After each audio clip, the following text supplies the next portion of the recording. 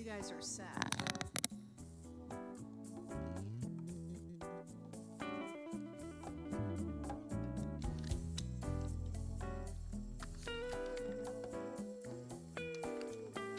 Good evening. I'm Kristen Gilger, Senior Associate Dean here at the Cronkite School. I'm really glad to see you here tonight to talk about a very important topic. How many of you are involved in the suicide reporting project in some way or another? We have a handful of you here. So we'll expect great questions from you at the end, right? Okay. I'm just here to welcome you and introduce our discussants tonight.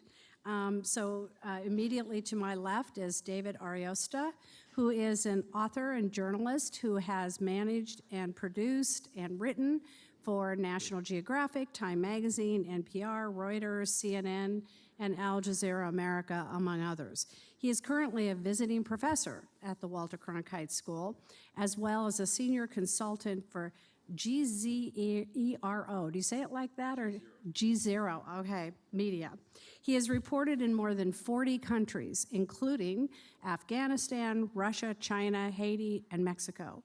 Between 2009 and 2010, he was based in Havana, Cuba, working as a photojournalist and a reporter for CNN.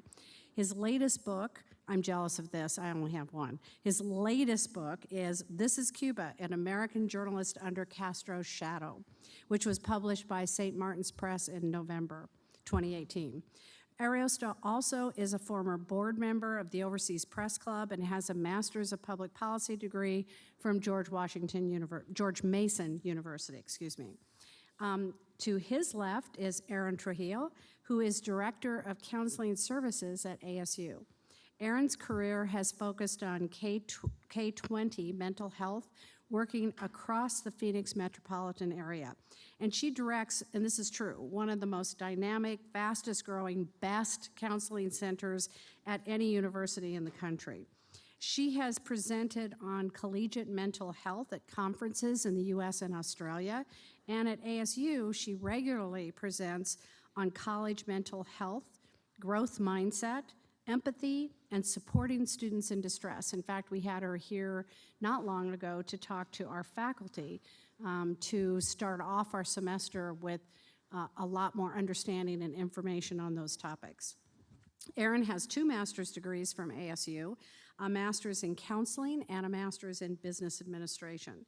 The 2 of them are going to have a conversation this evening about the epidemic of youth suicide across the country, and specifically in Arizona. The Cronkite School, as some of you know, has embarked on a year-long project to cover this important topic.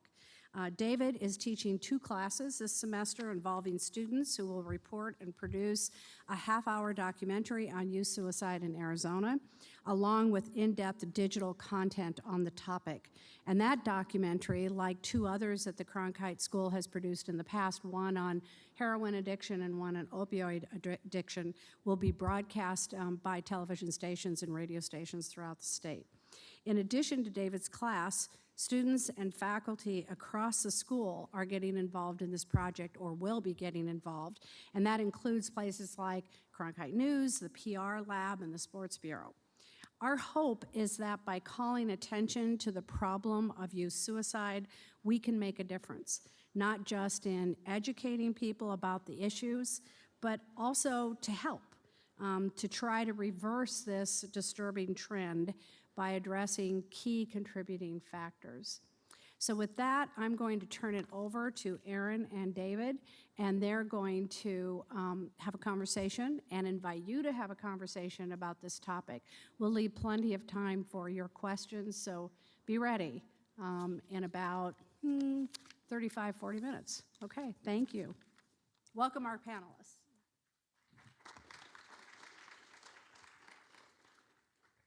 I guess I'll start.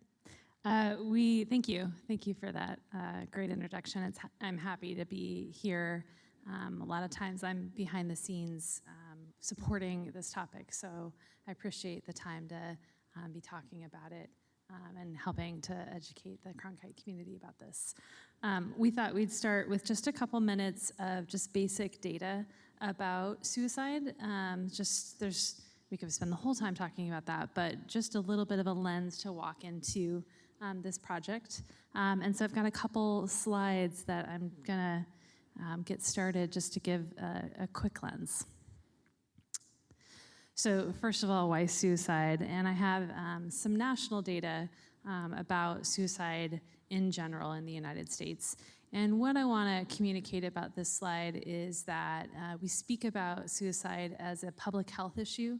At times, historically, it was spoken as a mental health issue. But when we think through any public health issues, both the impact of the event within someone's life, but then all the ripples, whether it be familial or sociological or even economic. There's so many different ways in which suicide impacts us as a society. And so this slide speaks to some of those pieces. It speaks to some of the dynamics. And what you'll notice is that suicide is, across the age span, it hits different places in terms of where it ranks in terms of how often it happens within that population. I'll speak a little bit further a couple slides in that it is the second leading cause of death with youth, with adolescents. It's actually 10 to like 34. It's the second leading cause of death. Here in Arizona, if you were to Google a map of suicides that are happening across and the prevalence state by state, the more common or the higher rates tend to be in the western states and in Alaska. And so Arizona's suicide rate is, in terms of a ratio, it's a little higher than the national average. I think it says, of course I can't read it, but I believe it says 22 for every 1,000, and I think the national average is 18. And so as it ranks here, it's a little bit of a bigger concern in terms of a ratio. I think there's some data there about prevalence across age groups, and you'll see that it's the second leading cause of death for youth here in Arizona. This slide speaks about, I said there's so many different ripples. There's a total amount of people who've thought of killing themselves, and that's a large gray. And then there's a group of people in every community that make plans but never choose to, or never attempt. There's a group that make plans and attempt.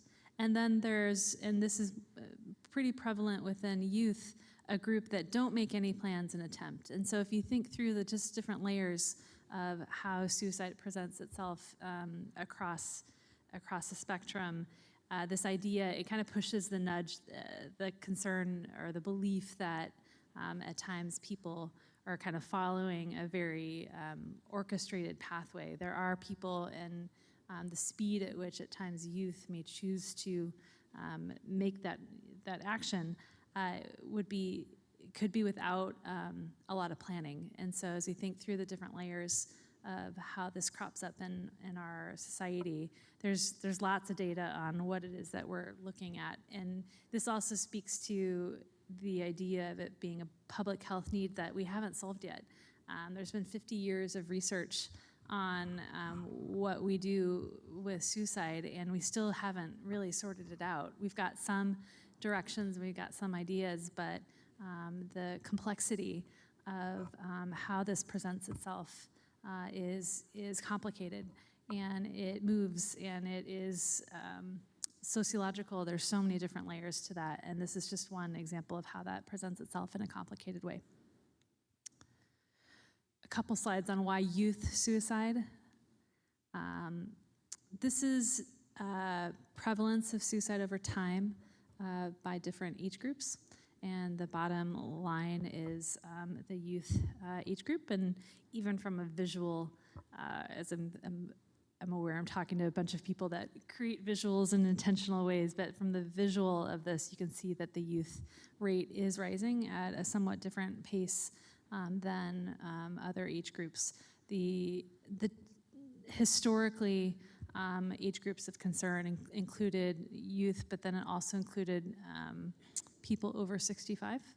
And the rate of youth suicide over the last 10 years is creeping up to be at a faster pace than most any other age group at this time. To point that out in terms of the prevalence of ranking of how common this path of death is for different age groups, this is, again, across the age span, and I believe the first one is 10 to 14. And so the darker green is just identifying it as the second leading cause of death, 10 to 14, adolescent, and then young adult. Just highlighting the presence of this. If you think about young people, there's not many ways that they die. And so as we get older, there's maybe more complications, or life happens in different ways. But when you think about youth, that this is something that's happening in our communities that is not,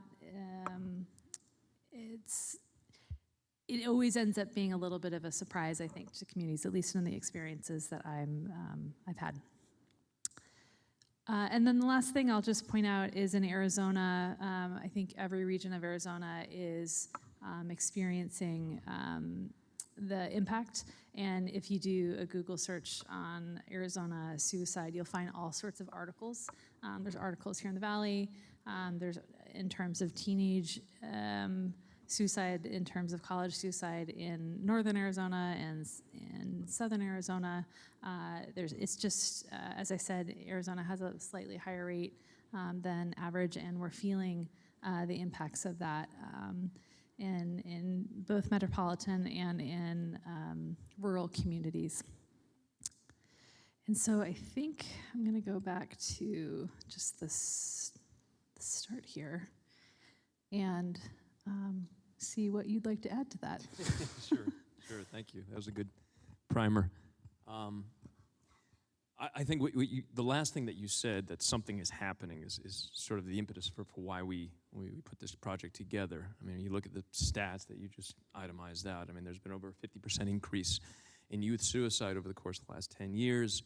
25% increase just here alone is Arizona last 3 years, and Arizona was already at a higher level, 40 or 60% higher than the rest of the country, depending on what stats that you look at. So something's happening. If you look at a lot of the reporting about youth suicide, it kind of falls into one of two categories. One, it is either sort of a blanket sort of number approach, that CDC reports XYZ, put it out there, throw up a couple graphs, a couple quotes from an analyst, be done with it.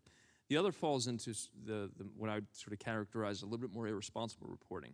And so when you saw Anthony Bourdain or Kate Spade take their own lives, the details of those suicides were revealed to the press. There was a certain romanticism associated with some of the reporting if you really delved into it, and accordingly you saw requisite spikes in suicide nationwide. And so youth suicide and suicide in general has an element of reporting to it that is fundamentally a little bit different than a lot of other very tricky reporting, and that is the concern of contagion, that if you report on this issue, it can become more of an issue. There's not that many issues that we sort of find ourselves in, but it's a bit of a catch-22. So if you don't report on something, then there is not the shining light of good journalism that informs public policy and pushes policymakers and lawmakers to actually address this. So for a long time, a lot of us journalists sort of shied away from this or covered it only from a perspective of a numbers game. When you see other documentaries, and at the end of about a year from now, we'll have a half-an-hour-long documentary, they tend to focus on grief and loss. I don't know if that is as helpful as we can be in this space. And this is part of the concern that a lot of us have in terms of reporting on this topic, but also the focus in pursuing a more solutions journalism approach. Grief and loss are a given in suicide, particularly in youth suicide. The ages that we're looking at are between 10 and 24. But there are individuals that are doing things around the margins that, from an evidence-based perspective, are having some efficacy. And they're looking at this topic not from an XY equals BD here. You can't plug just a factor into equation and solve for whatever the answer is. It's a multivariate issue. Oftentimes in media, you often get this approach where it was social media, or it was bullying. That is very rarely the case of just a single factor or two factors that caused a suicide.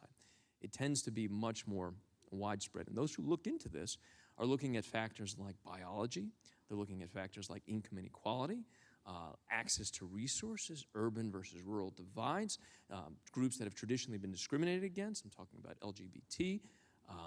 You're looking in spikes in different Latina communities and African American communities.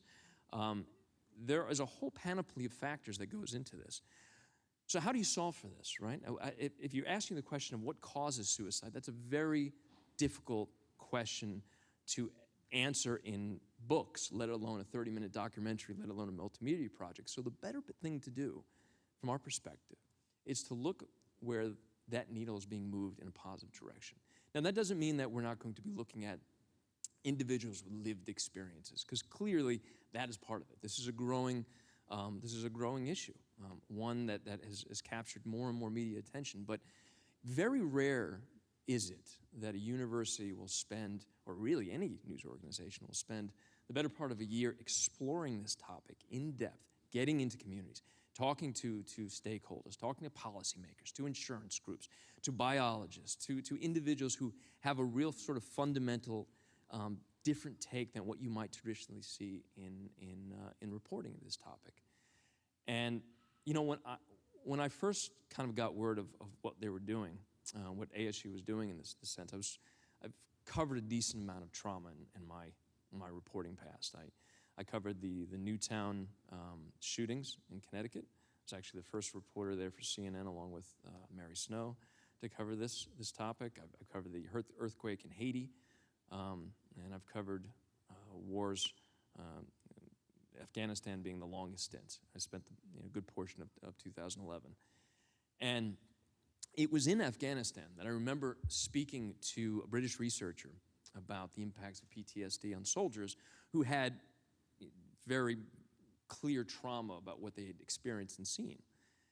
And what this individual said, what some of his own research had uncovered, was unlike in past wars, World War II, when soldiers were sent to the front in Normandy or across the Pacific. When they returned home after fighting on the battlefield, it would be usually several weeks, if not months, sitting on a ship, waiting for their basically ship to come into port. So the time between spending time in active kinetic activity on the battlefield and being back at home with their family and loved ones in mid-society was a very long stretch. And these soldiers, they called it shell shock at the time, but these soldiers were experiencing this. Yet, they had the benefit of being around individuals who had mutual experiences, didn't have anything to do. They played cards, they threw dice, and they talked about their experiences. And what it became tantamount, at least in terms of this research that this individual referenced, was almost some sort of like group therapy that these individuals were going back to, talking about mutual experiences. Relative to today, and this is part of the reason why we expanded our range from 10 to 24 is to include veterans in this. But veterans could be on a battlefield, soldiers could be on the battlefield in Helmand Province, seeing active kinetic activity against their requisite enemy, and the next day be back home amidst loved ones who have no idea of their experience. There is a sense that community and access to care and mental health services is one factor in this. How do you operationalize community? We were talking about this earlier. There are those who are trying to do this at a micro level. I tend to think a good documentary, a good multimedia project that focuses on those who are having some efficacy around the edges can showcase a bit more of a light on some of the solutions-based journalism, the solutions-based approaches that, when married with the grief and loss of what this issue is, can leave somebody who's a viewer of this particular documentary or this broader multimedia project with a sense that all is not lost. There is hope, because there actually is. There are solutions that are having, when you actually look at the research and you talk to experts in the field, there are things that can be done. It might not be rolled out in terms of the broader efficacy of what people would like, but there are microcosms of things that potentially could work. And that's the kind of interesting thing about this project. It's not a grief and loss project. It's a solutions-based approach. Great. I was listening to you and thinking about all of your experiences and all the different, entities in which you've reported, and I'm wondering if you can speak a little bit about what makes this project or generating this sort of repertoire of reporting within a college unique for you, and what are the advantages potentially of working with a collegiate population as you think through this topic? Well, this is my first time teaching, so you have to go easy on me here. But specifically in Cronkite, there's a couple things I've noticed. One, it's just the dedication that your faculty have here and your administrators to the standards of which journalism is done at its highest level is remarkable. It's absolutely remarkable. So take advantage of them. But when it comes to the project itself, these are your peers. And there's a certain intimacy associated with that, a certain knowledge base that eludes many of us. The certain pressures and the certain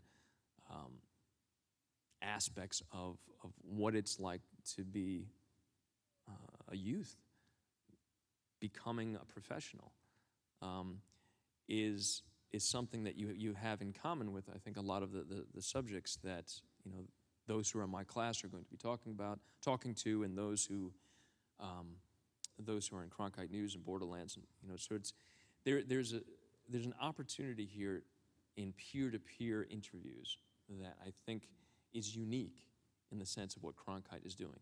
That backed up by the sheer amount of resources that has been devoted to this and the time that has been allowed to actually get into these communities and talk to people and find out things that are not sound bites and do things in a way that have both an impact but also a real informative sense of how things are going to be carried out. And to do that with your peers, I mean, I think I can't think of another opportunity that I've heard of that's as special as this. So I'm particularly excited about this, and just new to Arizona. Generally, I moved here in August, which is not a good month to move to Arizona. But just what I've seen from what Kristen Gilger has put together, and Dean Callahan and yourself, it is a remarkable opportunity to do something special here. When I think about what we all have in common, whether it be me as a counselor or you all as a journalist, there's a certain need to be able to hold space for people.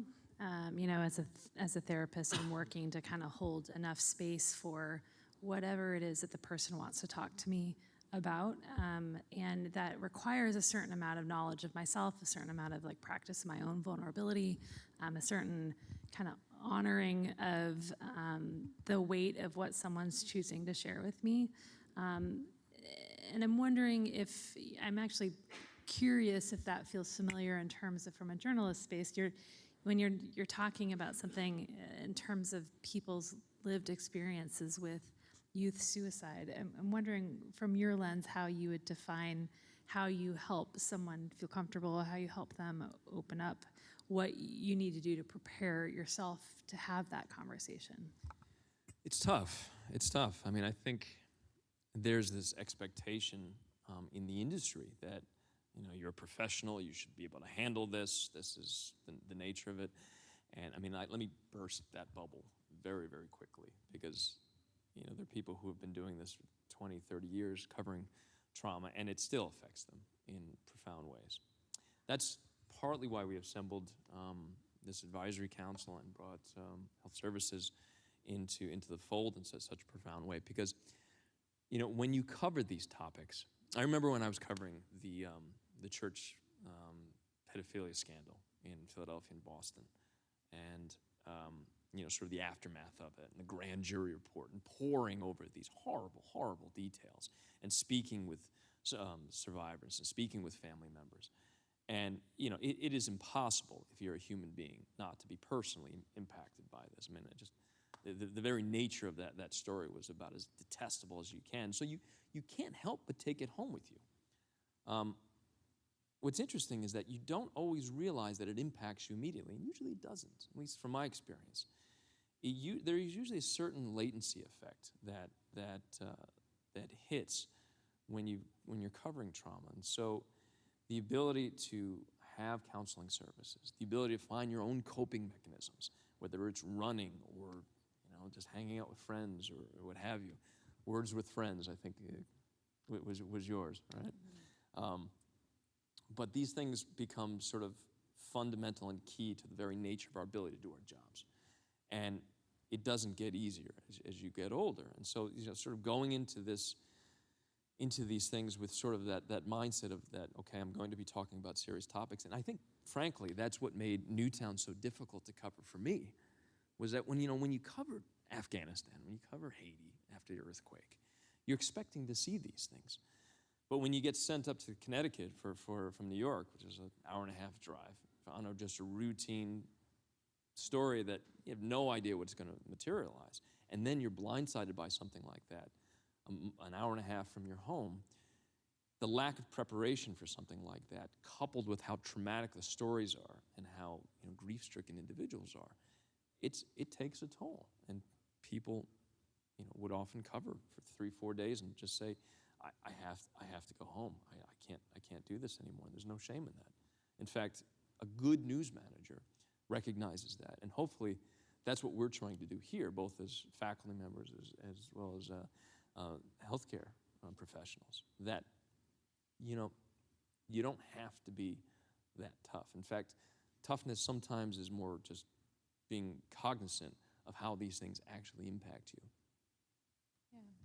I spent a period of my time here at downtown as a counselor, and I have this recollection of a student from Cronkite who came to process some of their experiences, and it wasn't someone who was a journalist. It was someone who was in the background, kind of watching videos and just kind of editing videos, and they were spending like hours watching something that was pretty graphic and impacted them really strongly. And so as you're talking about that, I'm thinking about like all levels of journalism, whether it be you're in the front of the camera or the back of the camera, you're editing, like all those things are different levels of exposure that if you haven't been exposed to those things, I align with your what you said about needing to be able to take care of ourselves, to process through, to kind of name the thing that we didn't expect to hear, didn't expect to see, or have enough time to kind of talk through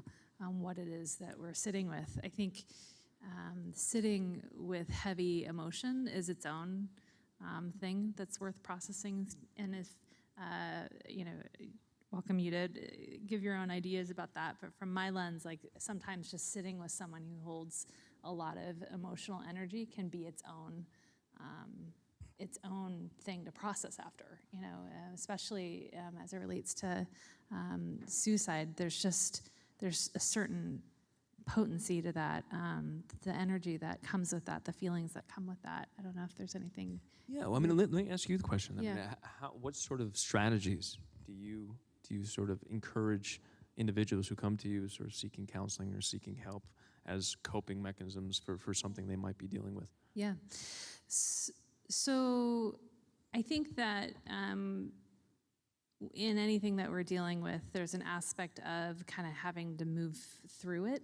And if we're not talking about it, thinking about it, writing about it, breathing it out, then it's kind of just living within us. And so I think part of what counseling does to begin with is just simply naming the thing that's existing in our mind and in our heart, and just putting words to it. And when we do that, it literally helps us distance. It helps us kind of process. We're thinking in a different ways. We were talking a little bit earlier about how writing, I'm lefty, I don't know if you're lefty or righty, but like writing down just helps you process things in a different way. And so I think the first thing, and it doesn't always have to be in a professional space, having like a close friend or a colleague or a peer that you're working with or a professor that you link to, just being able to say the thing that you're like, I don't know if I should say this, but that was really hard in this way, or I didn't expect that, or when I asked this and they said that, I had a feeling in my stomach that I didn't know what to do with. All those sorts of things are part of, I think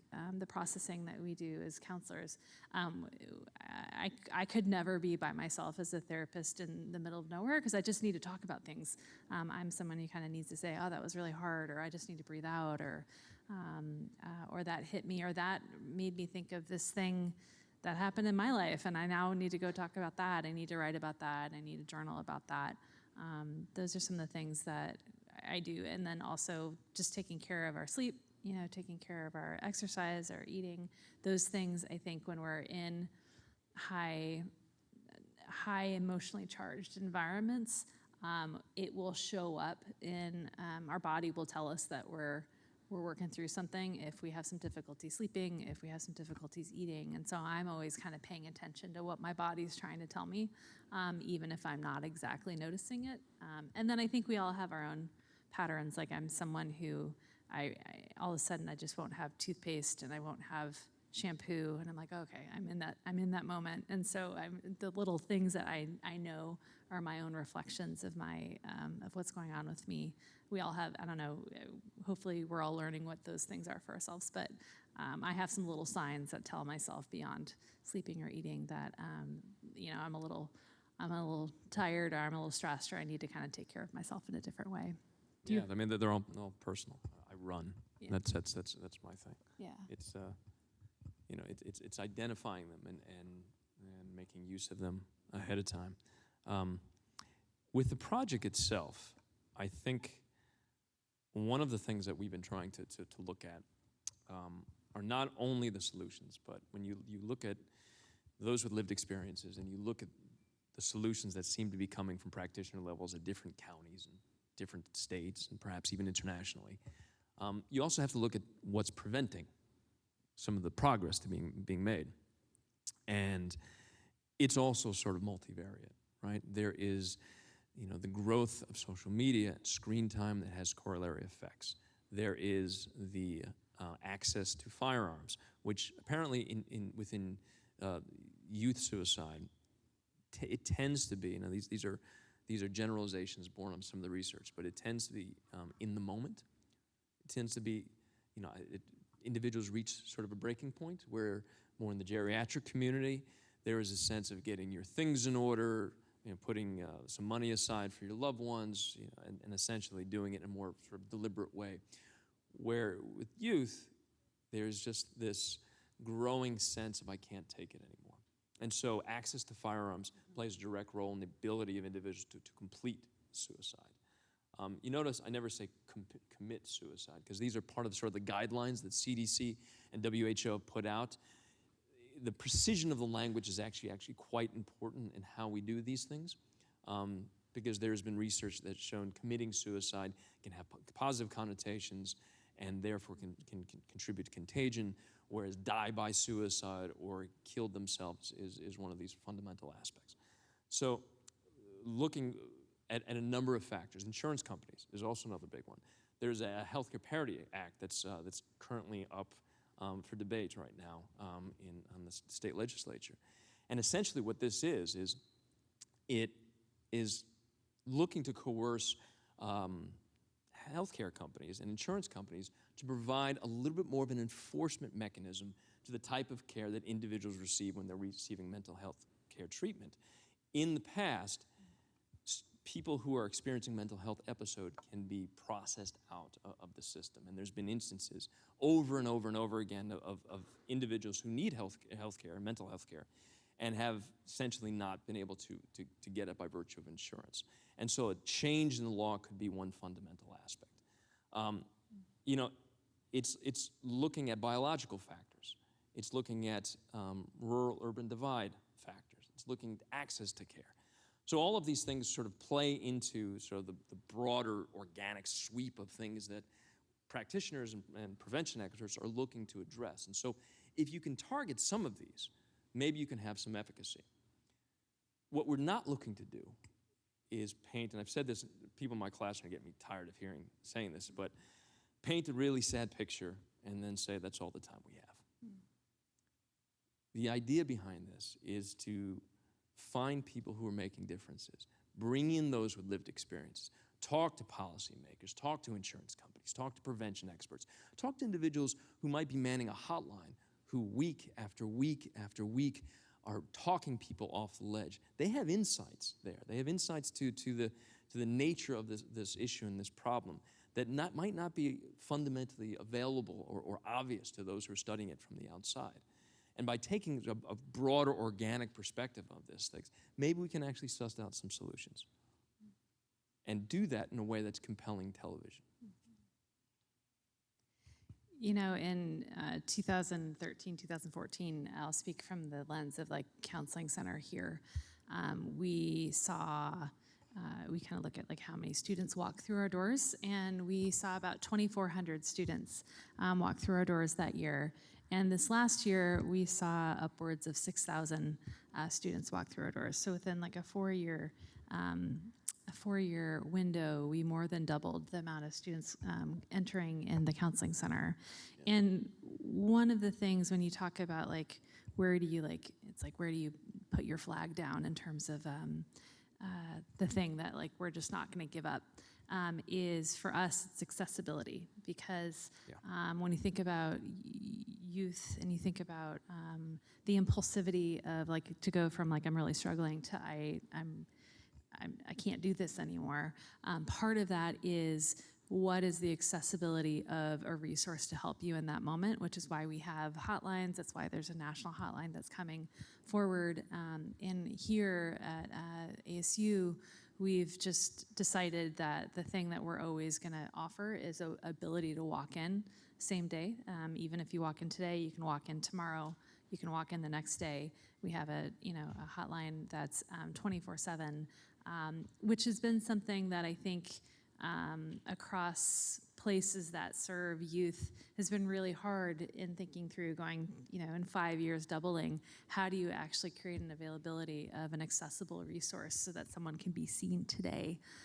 But looking to say, like when you're doing that researching, looking to think, well, how are people organizing the structures in which they're supporting students? What's the intentionality that they're bringing to how it is that they organize? And the example I would give is that we have a strong belief that if we make someone wait and they can't walk in today, then we're missing an opportunity for them to have decided in that moment that they need to talk to someone. It is. I mean, and also you look at the statistics, young men tend to complete suicide or kill themselves at a greater rate than women, young women. However, young women tend to try more. Mm-hmm. The attempts are higher among women. And what some solutions in between the lines have found is that men are a little bit more prone to violent acts, and so the completion rate for men maybe is more often based on the method that they use. So men might often use firearms more often, whereas women might use pills. So what are some of the things that you can do just around the edges to address this? Well, blister packaging is one of the things. So you have to kind of press out each pill rather than just have a bottle and pour it out.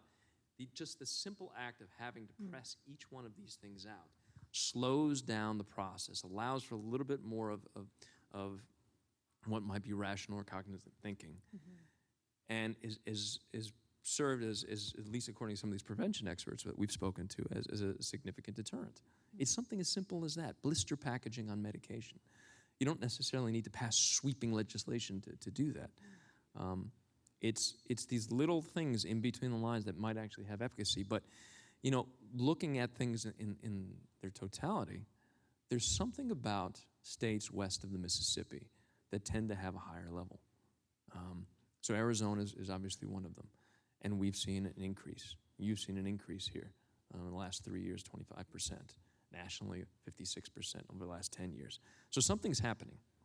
You look at the numbers over the course of a longer period of time. It's important not to paint too down of a picture here, because it is kind of like a stock chart. Back in the 1990s and certain parts of the 1980s, there were higher spikes than we're seeing right now. But at least in the last 10 years, the rate seems to have gone up and up and up and up.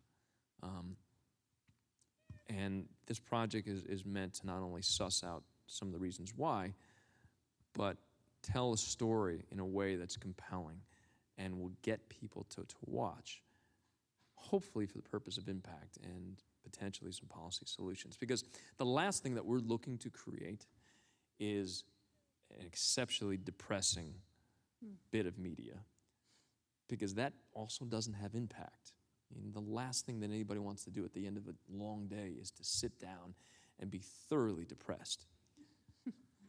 This is a dark subject, but that doesn't mean that it has to be just chock full of grief and loss throughout the entirety of it, because that's not really where the good journalism is. The good journalism is sussing out everything that we just talked about, the preventers, the enablers, the obstacles that are in place, and yes, the lived experience that sort of builds this tapestry that is this issue. You and I spoke before this evening about ethics in journalism, and as someone who is charged with responding at times in the immediate aftermath, and then managing and supporting a community with the overall impact of a suicide, I really appreciate the lens towards journalistic ethics. And I'm wondering if you can speak to that a little bit more from your lens. Yeah, I mean, it's sort of what we started this conversation about, right? Is that this is an issue where it's fundamentally a little bit different in the sense that you can actually do quite a bit of harm here. Most issues that you report on, the accuracy of what you report is very, very important, don't get me wrong, but the way it's reported doesn't always necessarily contribute to the worsening of that issue. That is the case here. It seems to be. The trick is that we may have overcorrected in terms of our carrying out of the issue, of the journalism surrounding it, and fearful of not tackling these issues for fear of causing harm. Because a fundamental tenet of journalism is, at least if to do no harm, to do as minimal harm as possible.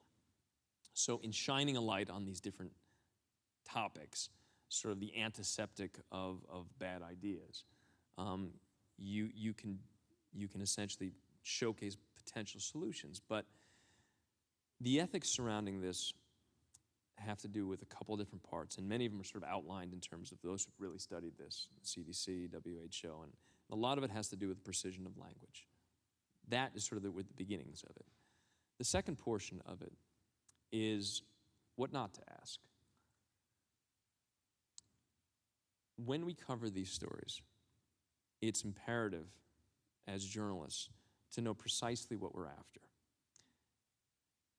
Stories that ask gratuitous questions that are not necessarily germane to the nature of a story. So if you're interviewing somebody within the LGBT community and the questions are with regard to genitalia,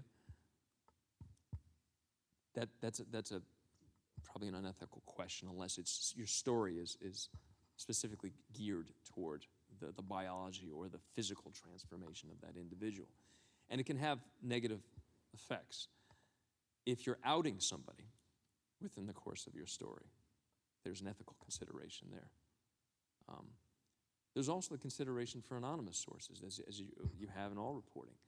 Anonymous sources is one of the most difficult things to deal with, because oftentimes it's individuals closest to a topic, either a whistleblower within an administration or someone who is concerned about the company that they work for, but don't necessarily want to be outed as an individual who's within a community that's being discriminated against. So they give you a quote, and yet they don't want to give you your name, but that quote is just so perfect, and it just encapsulates everything this is about. Or it's something that kind of gives you a lead into a bit of information that you wouldn't have had otherwise. Do you reveal their name when they don't want you to? These are ethical considerations that we have to consider as journalists as we go about these very difficult topics. And when you attack a sort of a system at its fundamental core, like this project aims to do, those are the topics and those are the questions that are going to come up habitually if we do our jobs. Yeah, when I think through my role with that as well, Some of the times from a mental health lens where I get concerned is when there's, you said it at the very start, when there's a public suicide that has a certain assumption of why. Because what can happen is that people project onto that assumption of why in their own experiences and their own understanding. And that's where, as mental health experts, we start to really get concerned when there's communication, but then a story of like why this must have happened that is done in a way that may push people to be like, well, that's what's going on with that person. Is that going on with me? Like there's, and there's a fragility in those moments. That the why is the hardest part of this. And there is just this natural inclination to say, see a problem, tell me what's wrong with it. And this reductive nature of all of us, because we're trying to, I mean, essentially what our job is to do is to take a lot of information, distill it into something that you can communicate. And then, well, if you're in a business that has a fast turnaround, then move on. We're trying to do better than that in this project.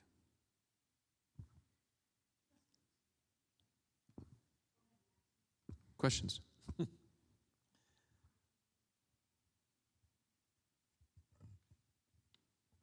So I feel like you guys can answer this in different ways because of your different backgrounds, but how are you choosing to address the issue with youth who don't have access to mental health professionals, you know, like who don't have mental health insurance or things like that to help them out? Have you discovered disparities there, or what's your experience with that? From the, what are you going to? Oh. Well, that's one of them, right? Solid. There, you know, saying anything definitive about causation is really difficult in this field. But I will say that there has been a considerable amount of research that is out there, both within the CDC and elsewhere, that talks about the lack of resources. And you often see those lack of resources correlate with elevated levels of suicide, both adult and youth. Where do you not see those lack of resources? Well, it's within the urban inner city, oftentimes. So even though it's within, you know, the confines of a place that, you know, actually has a lot of services, there are oftentimes these deserts in certain pocket neighborhoods that, you know, people don't often have as much mobility as we think they do. Sort of like food deserts in some ways, right? But then also in rural areas, and that in part plays a reason, or one of the reasons why you see elevated levels in Native American communities, because the access to resources at the levels that you might see in Scottsdale, perhaps, are just fundamentally different. So, you know, access to care is I mean, it's. I feel like, you know, access to care is one of these topics where it doesn't matter what you're talking about. If you're talking about, you know, hypertension or heart attacks or, you know, increased blood, I mean, everything is sort of boils down, not everything, but much of what healthcare boils down to, whether it's, you know, mental health care or something that has to do with your foot, has access to care as sort of a main pillar of that. So there are different nonprofit groups that are pushing into some of these communities, and they've had varying degrees of efficacy.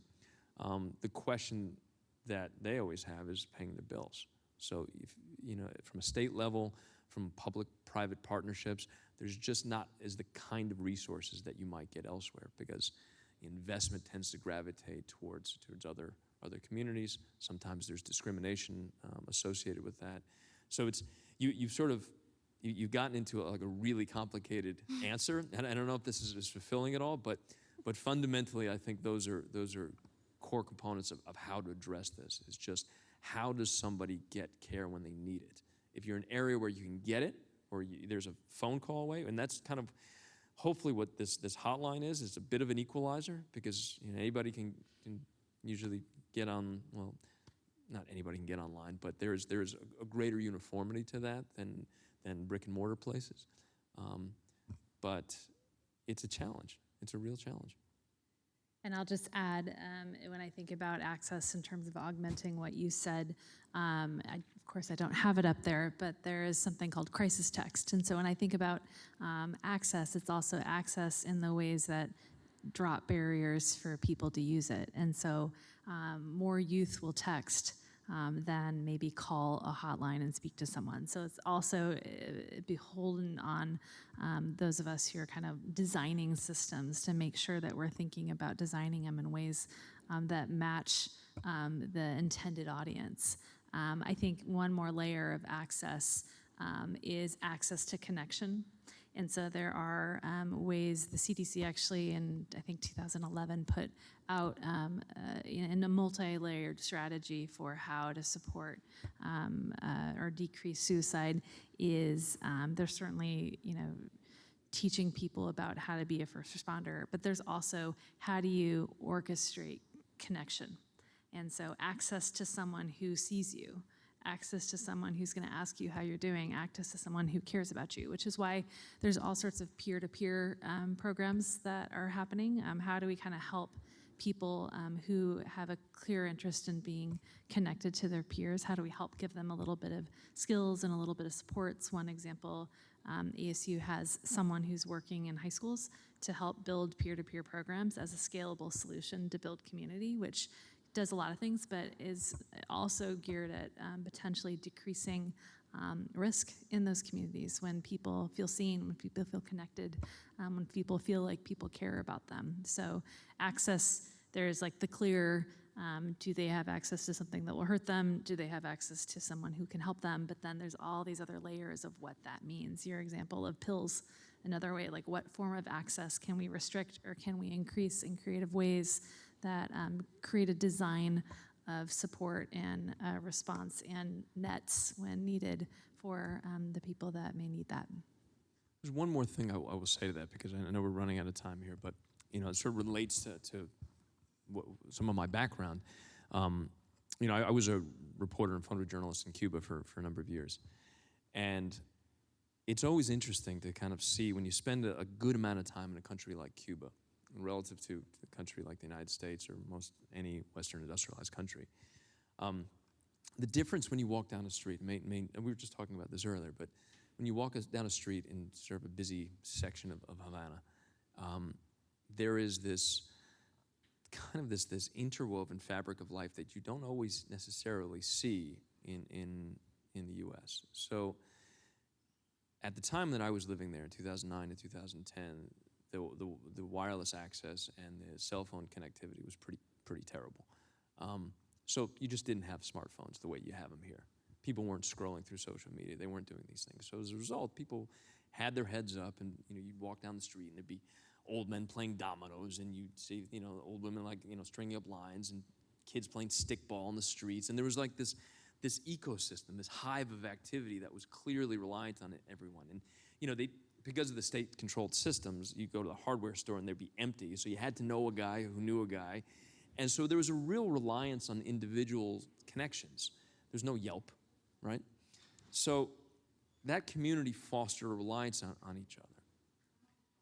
You don't have that in the same way with the advent of technology. So while you might not have to go to the store or talk to your uncle who knows a guy who can get you that part for your sink, you can just order it on Amazon and have it dropped off here. And while that increases the sort of the ease and efficiency of life, there may be a corollary effect in terms of the loss of community in that sense. This hasn't been studied enough, I don't think, to see if there's any kind of correlation between that and some of the elevated risk factors. But from an anecdotal perspective, it seems that there are formal access to care, and then there are the informal networks. And it takes sort of both.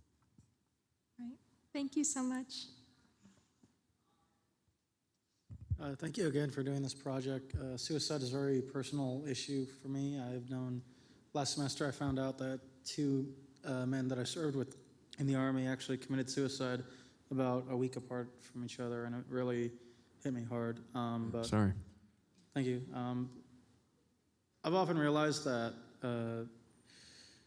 humans are very much social and active creatures, and throughout our history, especially within the past 100 years, it seems like our activity level has decreased tremendously, and within the past 20, 30 years, our interpersonal communication has decreased. Like you were saying right now about how there's not really a community. How much research has gone into addressing this issue and seeing how much they correlate together along with the suicide epidemic?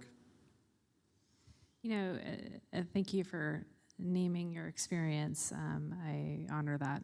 And I can reflect that when you have experiences that give you close hand exposure, it's just a different lens than kind of the distance of reading something. There's a book called Bowling Alone that came out about 10 years ago. It's kind of like a social historical look at like what has happened in society. The idea that like the title is there used to be all these bowling alleys where people would commune, and PTA and all these places where people kind of naturally joined into communities, and that those things are starting to just kind of fade out. And so I think there's a lot of conversation research and kind of watching over time of like what that's doing. I will say from my lens as director of counseling here in the sphere that I see, which is ASU, I'm also seeing when we're hearing about people that are at risk, we're hearing about them from their peers. So peers are calling Impact, peers are calling police, peers are talking to their CAs, peers are talking to their professors. And so there's, and I think through the dynamics of community, that tells me that there's community. There is an aspect of like, oh, I see you and I'm worried about you. I saw you post something. I saw you text something. You said something and it didn't seem right to me. And so it's complicated. There's certainly lots of research that's looking to kind of show how maybe we're a little more isolated. But from my perspective, I also see connection that's just showing up in interesting ways. Thank you. Hi, so you answered a question about accessibility earlier in terms of like financial and like tangible, being like their physical. But my question about accessibility is when we're having these conversations, not just here like with these type of events, but when we're at home with our families and with our friends or with our peers, how do we make these conversations more accessible? So we're being sensitive about the topic, but also trying to, help the person. So that's my question. I think that's more of a question for you. Okay, sure.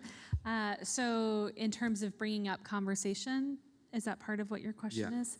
I think one of the things that we know from research is that bringing up conversations about risk doesn't create risk.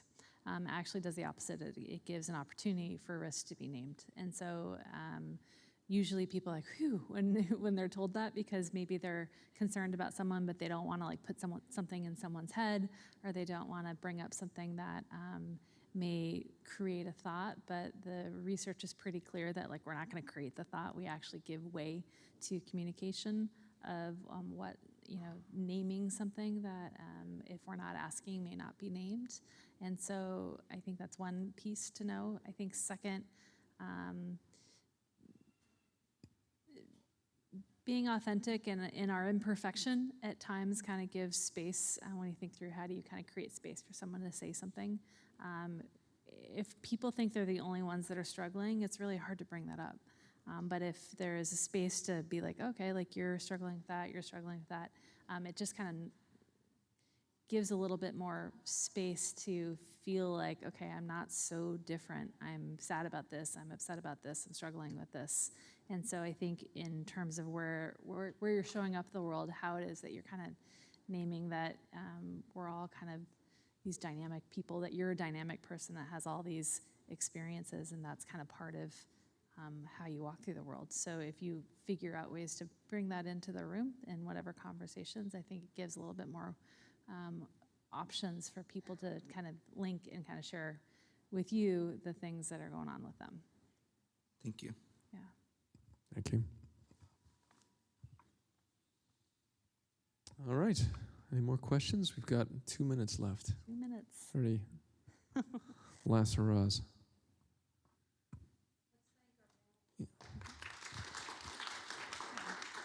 Thank you all for coming out. Yeah, thank you.